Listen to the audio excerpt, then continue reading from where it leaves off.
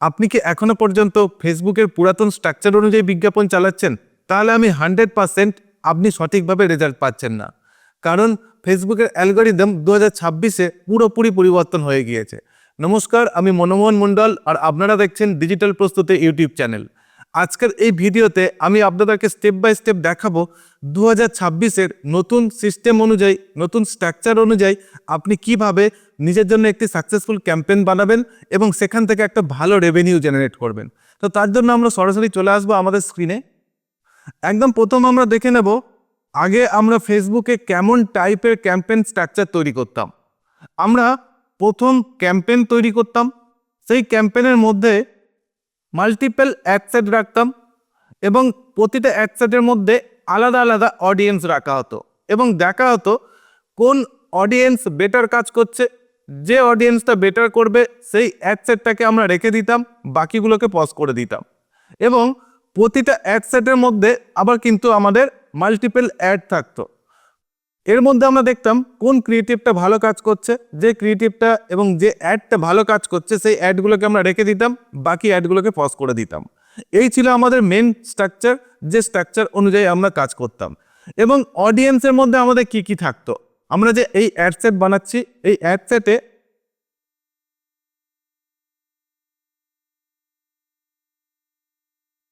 আমরা এই যে প্রতিটা অ্যাডসেট বানিয়েছি, এই প্রতিটা অ্যাডসেটের মধ্যে আমাদের এক একটা অডিয়েন্স থাকতো। তো সেই অডিয়েন্সগুলো আমরা কিভাবে বানাতাম যদি আমরা দেখি, প্রতিটা অ্যাডসেটের মধ্যে আমাদের লোকেশন টার্গেট করা হতো, আমাদের এজ টার্গেট করা হতো, আমাদের জেন্ডার টার্গেট করা হতো, কাস্টমারের ইন্টারেস্ট টার্গেট করা হতো।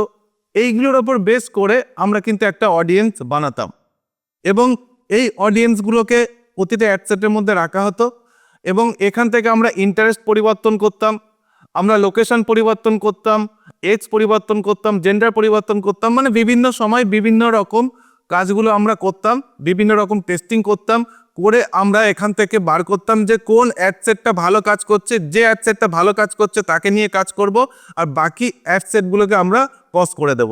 ঠিক এইভাবে কিন্তু আমরা এর আগে যে সমস্ত ক্যাম্পেইনগুলো চালাতাম সেইগুলো করে এসেছি। কিন্তু 2026-এ মেটা অ্যালগরিদম, ফেসবুকের অ্যালগরিদম আমাদেরকে বলছে এই স্ট্রাকচার অনুযায়ী আপনাদেরকে কাজ করতে হবে না। তারা বলছে যে আপনি আমাকে ক্রিয়েটিভ দিয়ে দিন। আমরা ক্রিয়েটিভ কোথায় ইউজ করতাম? এই অ্যাড লেভেলে আমরা ক্রিয়েটিভ ইউজ করতাম। তো সেহেতু আমরা যদি ক্রিয়েটিভ মেটাকে দিয়ে দিই, মেটা কি করবে? সে দেখবে যে কোন ক্রিয়েটিভটা ফেসবুককে সঠিক সিগন্যাল দিচ্ছে, তো যে সঠিক সিগন্যাল দেবে তাকে নিয়ে এগোবে আর বাকি ক্রিয়েটিভগুলো আমাদেরকে বন্ধ করে দিতে হবে এবং যে ক্রিয়েটিভটা ভালো কাজ করবে তাকে আমরা আস্তে আস্তে স্কেল করতে পারি। তো চলুন আমরা এখন দেখে নেব 2026-এর নতুন স্ট্রাকচার অনুযায়ী আমরা কিভাবে কাজ করতে পারি আর কিভাবে একটা বেটার রেজাল্ট আনতে পারি। এখানে আমরা যদি দেখি, আমরা একটা নতুন ক্যাম্পেইন বানাবো। নতুন ক্যাম্পেইনের মধ্যে কি থাকছে? শুধুমাত্র সিঙ্গেল একটা অ্যাড সেট থাকবে। এখানে কিন্তু আমরা মাল্টিপল অ্যাড সেট করলাম না, আমরা কি করলাম? শুধু একটাই অ্যাড সেট রাখবো। আর এই অ্যাড সেটের মধ্যে যে অডিয়েন্স থাকবে সেই অডিয়েন্সটা কিন্তু ব্রড অডিয়েন্স থাকবে। এখানে কোনো ইন্টারেস্ট টার্গেটিং হবে না, কোনো ডেমোগ্রাফি টার্গেটিং হবে না, কিছুই হবে না। এখানে আমরা কি করতে পারি? এখানে আমরা যেটা করতে পারি, একটা অ্যাড সেটের মধ্যে আমরা লোকেশন টার্গেট করতে পারি, আমরা জেন্ডারটাকেও নিতে পারি, আমরা এখানে এজটাকে নিতে পারি, আর বাকি এখানে আমরা কোনো কাজই করব না। আমাদের অডিয়েন্স সবসময় কিন্তু এরকম ব্রডই থাকবে। এবার আপনার মনে হতে পারে, তো কারা আমাদের প্রোডাক্ট এবং সার্ভিসের উপর ইন্টারেস্ট রাখে, কারা আমাদের থেকে কিনবে, সেইগুলো আমরা কিভাবে টার্গেটিং করব। দেখুন, সেই টার্গেটিংয়ের ব্যাপারটা এখন আর অ্যাডসেট লেভেলে কাজ হচ্ছে না। সেটা কোথায় কাজ হচ্ছে আমরা যদি দেখি, এবার সেই কাজগুলো সম্পূর্ণ অ্যাড লেভেলে কাজ হচ্ছে। তো অ্যাড লেভেলে এখানে আপনাকে ক্রিয়েটিভ এমনভাবে তৈরি করতে হবে যেগুলো আপনার কারা কাস্টমার হতে পারে, আপনার থেকে কারা এই প্রোডাক্টগুলো নিতে পারে, আপনার থেকে কারা আপনার সার্ভিস নিতে পারে, সেইগুলো ঠিক করবে কিন্তু এখন অ্যাডস। আপনার ক্রিয়েটিভ যদি ফেসবুককে সঠিক সিগন্যাল না পাঠাতে পারে যে আপনার কাস্টমার কারা হতে পারে, তাহলে কিন্তু ফেসবুক থেকে সেল পাওয়া খুব কঠিন হতে পারে। তাই আপনাকে এখানে মিনিমাম 3টে এবং ম্যাক্সিমাম 5টা অ্যাড নিয়ে কাজ করতে হবে। দেখুন এখানে যদি আপনি 3টে অথবা 5টা অ্যাড নিয়ে কাজ করেন, সেক্ষেত্রে ফেসবুক আপনার যে অ্যাডটা বেটার রেজাল্ট দেবে সেই অ্যাডটাকে বেশি করে প্রমোট করবে, আর আপনি এখান থেকে একটা ভালো বেনিফিট পেতে পারেন। দেখুন এখানে যদি আপনি একটাই অ্যাড ইউজ করেন, সেক্ষেত্রে ফেসবুক বুঝতে পারবে না এবং ফেসবুক তুলনা করে দেখতে পারবে না আপনার জন্য বেটার অ্যাড কোনটা, বেটার ক্রিয়েটিভ কোনটা। তো সেহেতু ফেসবুক আপনাকে সেইভাবে প্রমোট করতেও পারছে না। তো ফেসবুককে এখানে সুযোগ দিতে হবে। তো সেই জন্য আপনি কি করবেন, আপনি মিনিমাম 3টে ম্যাক্সিমাম 5টা অ্যাড ক্রিয়েট করুন। ক্রিয়েট করার পর সেটাকে অ্যাড রান করুন, মিনিমাম 3 দিন ওয়েট করে দেখুন আপনার কোন ক্রিয়েটিভটা বেটার কাজ করছে। যে ক্রিয়েটিভগুলো বেটার কাজ করবে সেগুলোকে নিয়ে পরবর্তীতে স্কেল করুন, আর যেগুলো বেটার কাজ করছে না সেগুলোকে স্টপ করে দিন। তো এখানে যদি আপনি 5টার বেসিক ক্রিয়েটিভ নিয়ে কাজ করেন কিংবা 5টার বেশি যদি অ্যাড বানান, সেক্ষেত্রে কি প্রবলেম হতে পারে, যদি আপনার বাজেট অনেক বেশি থাকে সেক্ষেত্রে আপনি 5টার বেশি ক্রিয়েটিভ করতে পারেন, 8টা 9টা 10টাও করতে পারেন। যেহেতু বাজেট আমাদের অনেকটাই কম থাকে স্টার্টআপের জন্য, বেশিরভাগ মানুষের জন্য, তো সেক্ষেত্রে আমি বলবো মিনিমাম 3টে নিয়ে কাজ শুরু করুন, আর একটা ক্রিয়েটিভের জন্য একটা অ্যাডের জন্য মিনিমাম 300 টাকা একটা বাজেট রাখুন। যদি আপনি 3টে অ্যাড এখানে রাখেন তাহলে 900 টাকা মিনিমাম আপনাকে এখানে রাখতে হবে বিজ্ঞাপনের জন্য ডেলি বাজেট হিসাবে। আর আপনি যদি 5টা এখানে ক্রিয়েটিভ রাখেন কিংবা 5টা অ্যাড রাখেন, সেক্ষেত্রে আপনার 1500 টাকা আপনাকে অ্যাড বাজেট রাখতে হবে। তো মিনিমাম 300 টাকার নিচে অ্যাড বাজেট রাখা যাবে না। একটা অ্যাডের জন্য 300 টাকা যদি ধরে কাজ করেন, তাহলে ফেসবুক আপনার বিজ্ঞাপনটাকে কাজে লাগাতে পারবে, ফেসবুক আপনার বিজ্ঞাপনটাকে বেটারভাবে লার্নিং করতে পারবে এবং আপনাকে একটা বেটার রেজাল্ট দিতে পারবে। তো এই গেল মোটামুটি আমাদের নিউ ক্যাম্পেইন স্ট্রাকচার। আপনি যদি এই ক্যাম্পেইন স্ট্রাকচার ইউজ করেন তাহলে একটা বেটার রেজাল্ট পেতে পারেন। এবং আপনি যখন অ্যাডগুলো বানাবেন, এখানেও বেশ কিছু জিনিস আছে যেগুলো আপনি করতে পারেন, যে প্রতিটা অ্যাডের মধ্যে আপনি একই ভিডিও দেবেন কিংবা একই ইমেজ দেবেন সেটা না।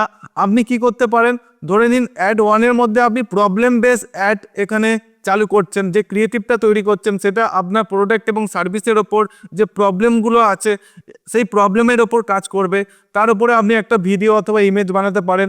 দ্বিতীয় অ্যাড যেটা আছে সেটা আপনি অথরিটি এবং প্রুফের ওপর করতে পারেন। আপনি যে ইমেজ করুন আর ভিডিও করুন আর যাই করুন না কেন, সেই ক্রিয়েটিভটা যেন আপনার প্রোডাক্ট এবং সার্ভিস কেনার পর যারা বেনিফিট পেয়েছে কিংবা এখান থেকে বিফোর আফটার যে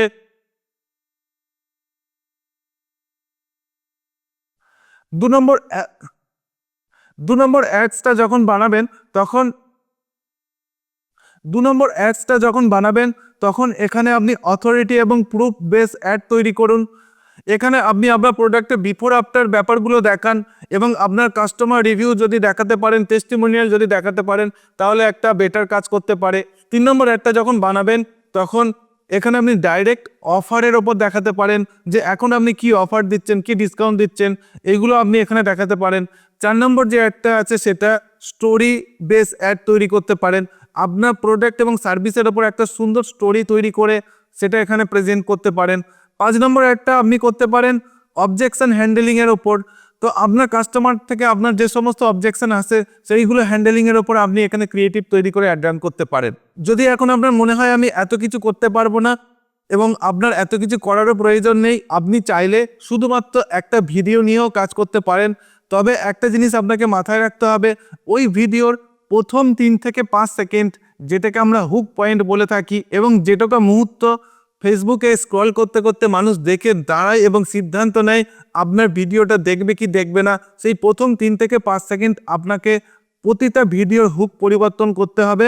তো এখানে যখন আপনি প্রথম 3 থেকে 5 সেকেন্ড হুক পরিবর্তন করে দিচ্ছেন, তখন ফেসবুক প্রতিটা ভিডিওকে একটা আলাদা আলাদা ভিডিও এবং অ্যাড হিসাবে ধরবে এবং আপনার কাস্টমার প্রতিটা ভিডিওকে আলাদা আলাদাভাবে দেখতে পাবে এবং তাদের কাছে একই ভিডিও বারবার না যাওয়ার সম্ভাবনা বেশি থাকে। অ্যাড ফাটিকের হাত থেকেও কিন্তু বাঁচার একটা সম্ভাবনা থাকে। তো সেহেতু আপনি যদি চান নেক্সট ক্যাম্পেইনটা এইভাবে তৈরি করুন এবং আমি অবশ্যই বলছি আপনি যদি সঠিকভাবে ক্যাম্পেইন তৈরি করতে পারেন এইভাবে, তাহলে একটা বেটার রেজাল্ট পেতে পারেন। তবে হ্যাঁ, লাস্ট আমি আপনাদেরকে একটা কথা বলবো, সবসময় কিন্তু ব্রড টার্গেটিং ভালো কাজ করবে সেটা না, অনেক ক্ষেত্রে ইন্টারেস্ট টার্গেটিংও ভালো কাজ করে। তো কখন ইন্টারেস্ট টার্গেটিং নিয়ে কাজ করবেন, কখন ব্রড টার্গেটিং নিয়ে কাজ করবেন, তার উপর আমি একটা সম্পূর্ণ ভিডিও তৈরি করে রেখেছি আমাদের ইউটিউব চ্যানেলের মধ্যে, যার লিঙ্ক আমি ডেসক্রিপশন বক্সে দিয়ে দেবো, অথবা ওপরে আই বাটনে ক্লিক করে আপনি দেখে নিতে পারেন। তো এই ভিডিওটা পুরো দেখার জন্য আপনাকে অসংখ্য ধন্যবাদ। আর আরও একটা কথা, আপনারা যদি 2026-এর আপডেট অনুযায়ী এই সমস্ত ইনফরমেশন পেতে চান, অবশ্যই কমেন্টে আপডেট দিকে জানান, তাহলে আমি নেক্সট ভিডিওগুলো আপনাদের 2026-এর যে আপডেটগুলো মেনে কাজ করলে বেটার একটা রেজাল্ট আসতে পারে, তার উপরে ভিডিওগুলো আমি নিয়ে আসবো। আর এই ভিডিওটা যদি ভালো লেগে থাকে তাহলে অবশ্যই ভিডিওটাকে লাইক করুন, কমেন্ট করুন এবং সাবস্ক্রাইব করতে ভুলবেন না। প্রত্যেকে ভালো থাকবেন, সুস্থ থাকবেন, দেখা হচ্ছে নেক্সট ভিডিওতে।